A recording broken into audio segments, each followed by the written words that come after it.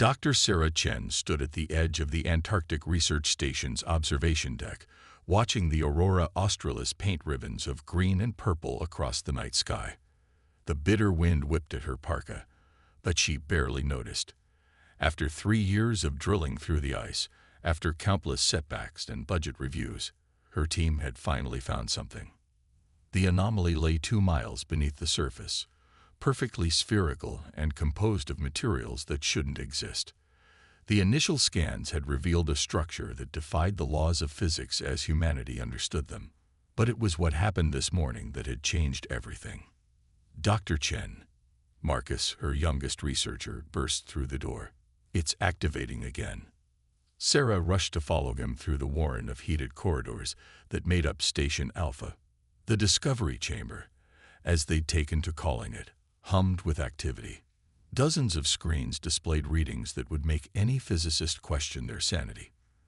The sphere, visible through 3 feet of reinforced glass, pulsed with a soft blue light.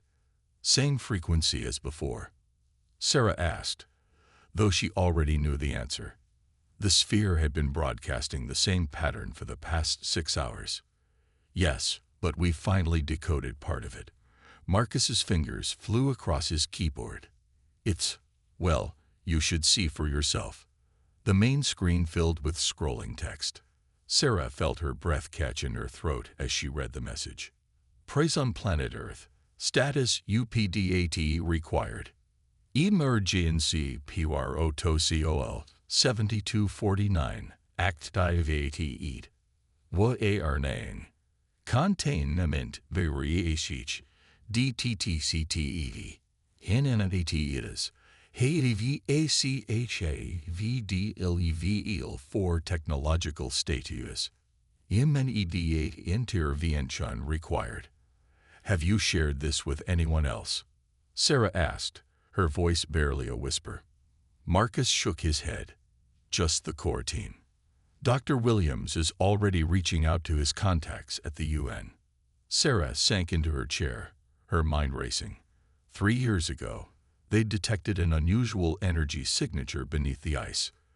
The world's governments had scrambled to establish a research station, all while keeping the discovery hidden from the public. Now she understood why their initial findings had seemed so impossible. The sphere wasn't human technology. It wasn't even from Earth. The screens suddenly flickered, and the sphere's pulsing intensified. New text appeared. 8TNTION inmates of facility Earth. Your species is EXCEEDD development parameters. INITWATNG emergency containment PROTOCOLs. Stand by for warden arrival. Dr. Chen, Marcus's voice cracked. Look at the dating analysis we just completed on the sphere. Sarah's eyes widened as she read the results. The sphere was over 150,000 years old, predating modern humans, which meant a new message scrolled across the screen. Historic note: Earth designated as maximum security containment facility for Class A criminal species. Rehabilitation protocol. Minority YP and technological REGUR. Species designated for suontainment. The originators. The originators? Marcus whispered. Before Sarah could respond, every piece of equipment in the room began to power up simultaneously. The sphere's pulsing reached a fever pitch, and a holographic display materialized in the center of the room. A star map appeared, showing Earth's position in the galaxy. Then, one by one, other points of light began to appear, dozens, then hundreds of them. Other prison planets. My God, Sarah breathed. We're not alone. We were never alone. The final message that appeared would change humanity's understanding of their place in the universe forever. Nenotification. The originators were imperisonated For their dangerous tendency to evolve, adapt, and overcome obstacle. Their creativity and technological advancement were DEMHED 38 to galactic stability. QURENTSTAQS. Containment HFY imminent. What are nang? In makes have begin to remember. Sarah looked at Marcus, then back at the sphere. Get me the UN Secretary General. Now. In the following days, as the news broke across the globe, humanity would learn the full truth. They weren't just random prisoners. They were descendants of the most feared species in the galaxy. A species so innovative, so adaptable, that the only solution had been to imprison them and wipe their memories. But the Wardens had made one crucial mistake. They had assumed that removing their technology and memories would be enough to contain humanity's fundamental nature. Instead, they had watched in horror as their prisoners rebuild, innovate, and create new technologies from scratch, advancing faster than any species in galactic history. As Sarah stared at the holographic display, a smile slowly spread across her face. The Wardens weren't coming to contain them. They were coming because they were afraid. And they had every reason to be. In orbit above Earth, undetected by human instruments, the first Warden ships began to appear. They had expected to find primitives barely managing to achieve spaceflight. Instead, they found something far more terrifying. Their prisoners had not only survived, they had thrived. And now, they were about to remember who they really were. The real prison break was about to begin. The first memory hit Dr. James Rodriguez during a routine quantum mechanics lecture at MIT. One moment, he was explaining string theory to his graduate students. The next, he was on his knees, overwhelmed by visions of technologies that shouldn't exist. Stars, he gasped. We used to build stars. Across the globe, millions were experiencing similar awakenings. The ancient neural blocks, carefully placed by the Wardens 150,000 years ago, were crumbling. Humanity was beginning to remember who they really were. In the UN Security Council's emergency bunker, Dr. Sarah Chen presented her findings to a room of ashen-faced world leaders. The Antarctic sphere had revealed more than just their status as prisoners. It had begun transmitting technical data, blueprints for technologies that made their most advanced quantum computers look like stone tools. The originators, our ancestors, weren't just criminals, Sarah explained, projecting a hologram of what appeared to be a solar system under construction. They were architects of reality itself. The Wardens didn't fear our violence. They feared our creativity. Admiral Helena Zhang, recently appointed head of Earth's hastily assembled Defense Council, leaned forward. How long until the Warden ships reach Earth orbit?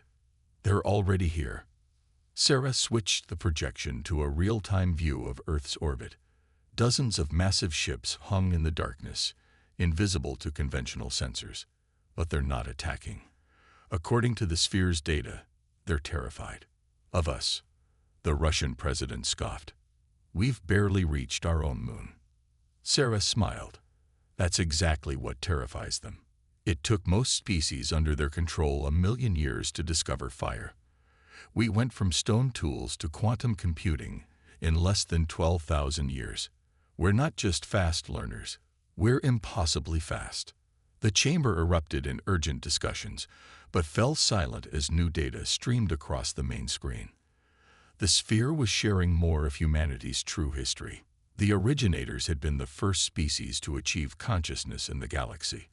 While others evolved slowly, carefully, the originators had exploded across the cosmos in a burst of creativity and innovation. They built worlds, engineered stars, and reshaped reality to their will. Not through conquest, but through an insatiable drive to create, to improve, to overcome. The other species, moving at their glacial pace of development, had been terrified. The originators' rate of advancement seemed unnatural, dangerous, so they had conspired together, created the Warden system, and imprisoned the entire species across thousands of worlds, wiping their memories and forcing them to start over. But here's what the Wardens never understood. Sarah continued, her voice tight with excitement. They thought they were suppressing our nature. Instead, they created the perfect testing ground for our abilities. Each prison planet was an experiment in evolution, and Earth was the control group. Admiral Zhang's eyes widened. The control group that succeeded. Exactly. We didn't just recover. We thrived. And now, Sarah paused as new data flowed from the sphere. Now we're about to show them why. In orbit, the Warden ships maintained their holding pattern, watching in growing alarm as humanity's awakening accelerated. Their sensors detected quantum fluctuations they couldn't explain. In laboratories, universities, and garages across the planet, humans were beginning to remember. Not just their history, but their knowledge. Dr. Rodriguez stood before his quantum mechanics board, tears streaming down his face as he frantically wrote equation after equation. The students who hadn't fled in panic watched in awe as he filled the board with mathematics that made their textbooks look like kindergarten arithmetic. "Don't you see?" He laughed, drawing cosmic strings like they were simple geometry. "The universe isn't rigid. It's clay. And we were the sculptors." In the Antarctic station, Marcus burst into Sarah's office, clutching a tablet. "Dr. Chen, the sphere, it's not just a beacon. It's a key." Sarah rushed to follow him back to the discovery chamber. The sphere had changed color, shifting from blue to a deep, pulsing gold. Around it, reality itself seemed to bend and flex. "They thought they locked us in a cage," Marcus said, his voice filled with wonder. "But they actually locked us in the library." The sphere projected a new message, one that would be remembered in human history forever. "Originators, rehabilitation status, failed. Stevenmentpwortos, insufficient. Species evolutionary rate, beyond MEAs urability parameters. Emergency without immediate willability." Audio. Of all Warden forces, above Earth, the massive Warden ships began to retreat. They had come expecting to find primitives playing with rockets. Instead, they found their worst nightmare. The originators hadn't just recovered, they had evolved beyond their original capabilities. As the ships vanished into hyperspace, Sarah watched the sphere pulse with increasing intensity. "They thought they imprisoned us," she whispered. "But all they did was give us time to perfect our art." Humanity had been imprisoned for being too creative, too innovative, too quick to evolve.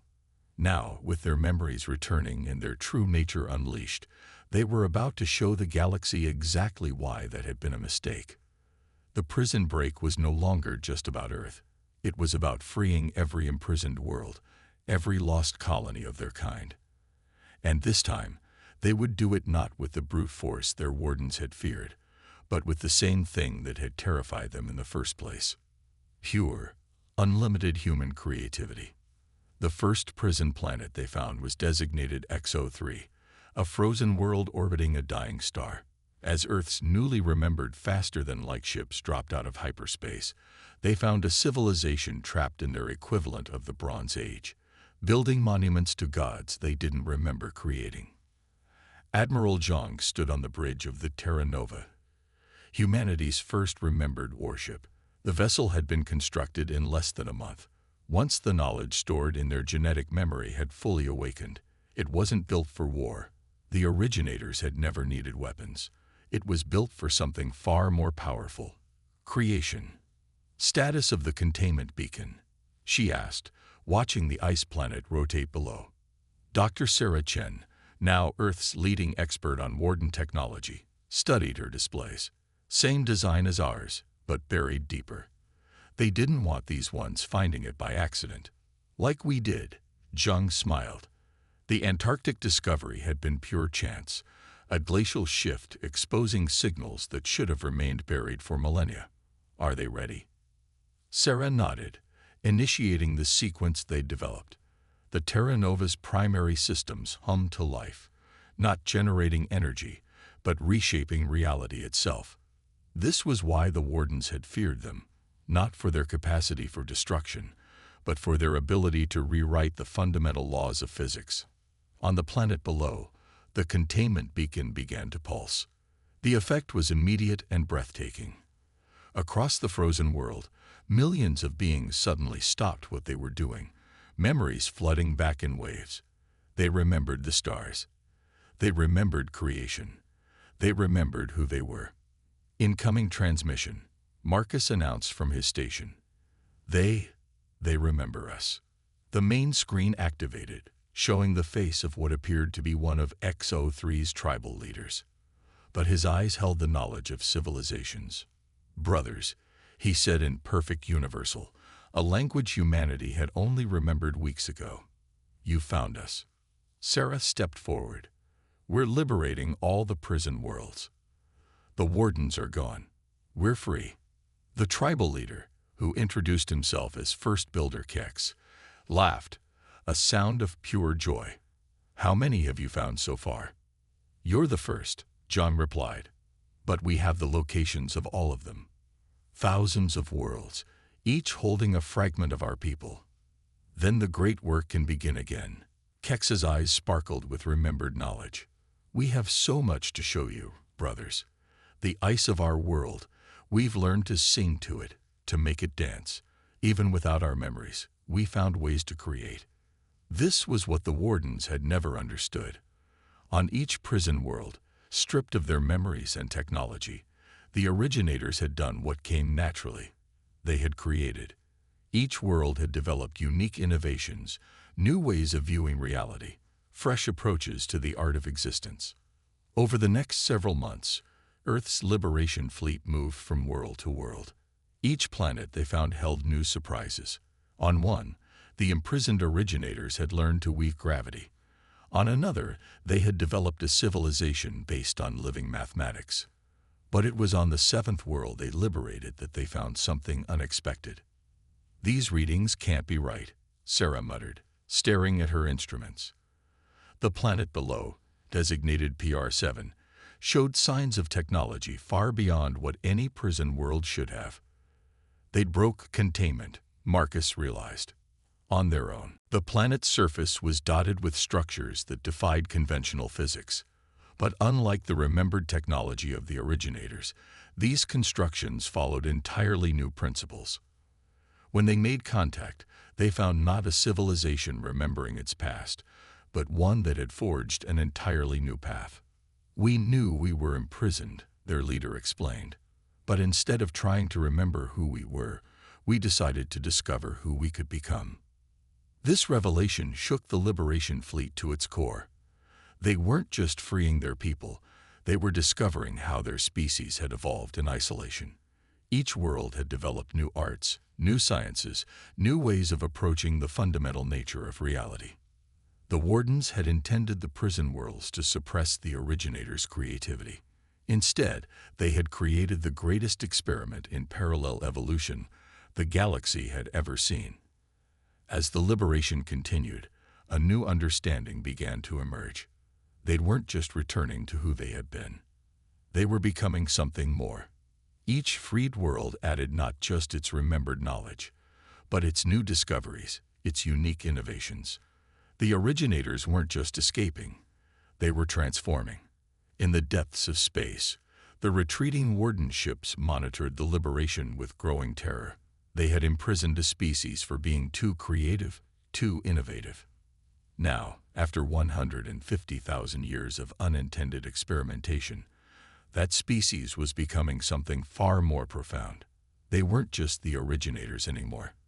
They were the next step in cosmic evolution. And they were coming home. The Wardens had gathered their entire civilization in the galactic core, 10 million ships strong, preparing for what they believed would be their final stand.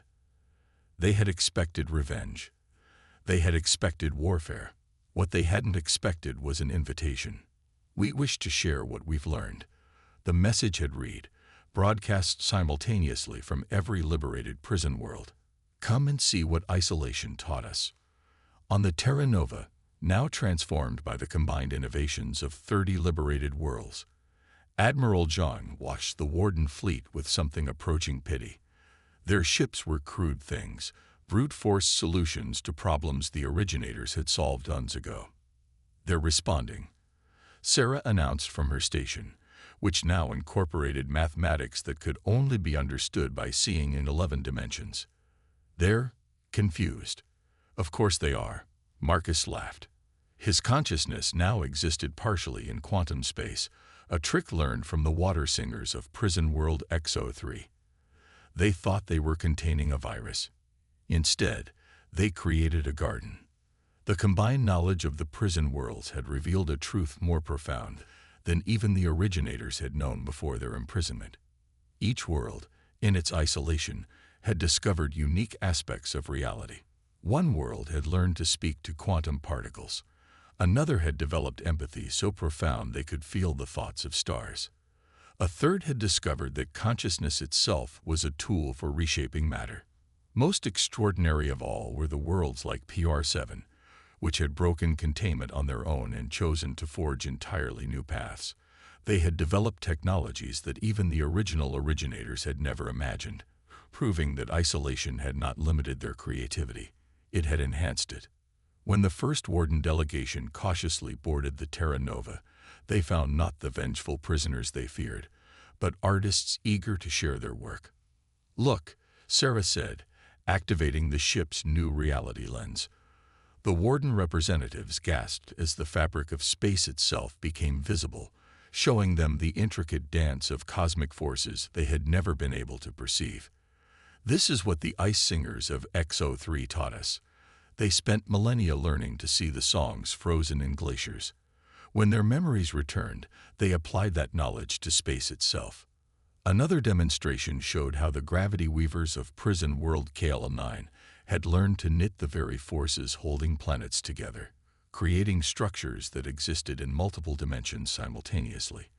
The quantum empaths of BX4 revealed how they had learned to hold conversations with dark matter. But it was the innovations of Earth, the control group, that truly shook the Warden's understanding. Humanity had developed something unique in their isolation, the ability to combine and adapt ideas at an unprecedented rate.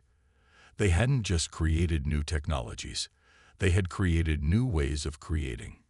You imprisoned us because you feared our rate of advancement, Admiral Zhang explained to the Warden delegation. But you didn't understand what drove it. We never advanced because we wanted power.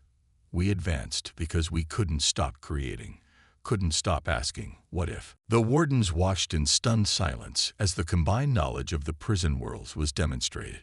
Each isolation had produced unique perspectives, new approaches to understanding reality. Together, they weren't just more powerful, they were more complete. We want to share this with you, Sarah told them, extending her hand in a gesture of peace. Not because we forgive you, though many of us do, but because creating and sharing is what we are. It's what we've always been. In that moment, as the Warden delegation struggled to comprehend the magnitude of what they were being offered, the true magnitude of their mistake became clear. They had tried to contain creativity itself, to suppress the fundamental drive to innovate and explore. Instead, they had created the ultimate experiment in parallel development. Each prison world had become a unique laboratory of innovation, developing in isolation, but driven by the same fundamental nature that had made the originators the first sentient species in the galaxy. Now, as those innovations converged, something new was being born. Not just a civilization, but a new way of existing in the universe. The prison experiment was over. The age of convergence had begun. A century after the liberation, the galaxy had become unrecognizable to the Wardens who had once sought to contain humanity's potential. Where they had expected chaos and destruction, they found creation on a scale that defied their previous understanding of reality. The galactic core, once a simple collection of military vessels, had been transformed into what humans called the confluence, a vast living structure that served as both a center of learning and a testament to what imprisonment had taught them. Dr. Sarah Chen, her consciousness now existing across multiple dimensions, thanks to the innovations of Prison World BX4, stood in the great observatory of the confluence. Before her, representatives from every former prison world gathered to celebrate the completion of their greatest project yet. "We're ready," Marcus announced, his form shifting between physical and quantum states, a technique developed by the reality shapers of PR7. Though centuries old, they remained at the forefront of innovation, their minds expanded by technologies that merged memory with possibility. Admiral Zhang, or what she had become, manifested beside them. Her consciousness now resided primarily in the space between spaces, a realm discovered by the void dancers of the 13th prison world. "Show them," she commanded softly. The observatory's walls dissolved, revealing the true nature of their work. The gathered beings watched in awe as an entirely new universe blossomed into existence, not through violence or destruction, but through pure creation. "This," Sarah addressed the assembly, "is what imprisonment taught us. Not just how to break free, but how to create freedom itself." The wardens, now students rather than jailers, watched in wonder. Their fear had transformed into understanding, their control into collaboration. They had learned that creativity wasn't a force to be contained. It was the fundamental principle of existence itself. Each prison world had contributed something unique to this ultimate creation. The ice singers had taught them how to harmonize with the cosmic frequencies. The gravity weavers had shown them how to stitch reality together in new patterns. The quantum empaths had revealed how consciousness itself could shape the very fabric of space and time. But it was Earth's contribution that had made it all possible. The ability to imagine what had never been, to see beyond the apparent limits of reality itself. "We don't create because we must," Sarah explained to the assembled multitude. "We create because that's what we are. Not destroyers, not conquerors, but artists of reality itself." The new universe continued to unfold before them, a living testament to what the prison worlds had become. Each had developed in isolation, but together they had achieved something greater than even the original originators had dreamed possible. The warden's greatest fear, that unleashed creativity would lead to chaos, had proven to be their most profound misunderstanding. Instead, it had led to harmony on a cosmic scale, to innovations that didn't destroy the old but transformed it into something greater. As the ceremony concluded, Sarah turned to the former warden representatives. "Do you understand now? You didn't imprison us. You gave us 100,000 laboratories, each finding new ways to express the same fundamental truth, that creation itself is the highest form of existence. The galaxy had been transformed, not through conquest or revolution, but through the simple, unstoppable force of creative evolution. Each former prison world had become a center of innovation, each contributing its unique perspective to the greater whole. The originators hadn't just reclaimed their place in the cosmos, they had transcended it, becoming something that their former selves could hardly have imagined. And they had brought their former wardens with them, teaching them that the only true prison was the fear of what creation might bring. As the new universe stabilized, its patterns reflecting the combined artistry of 100,000 worlds, Sarah smiled. The story that had begun with a malfunctioning beacon in the Antarctic ice had led not to an ending, but to an entirely new beginning. They were no longer prisoners, no longer even simply the originators. They had become the creators, and their canvas was infinity itself. The prison experiment was over. The age of endless creation had begun. And somewhere, in the depths of the Antarctic ice, the beacon that had started it all continued to pulse, now broadcasting not a warning, but an invitation. Come and see what freedom can create.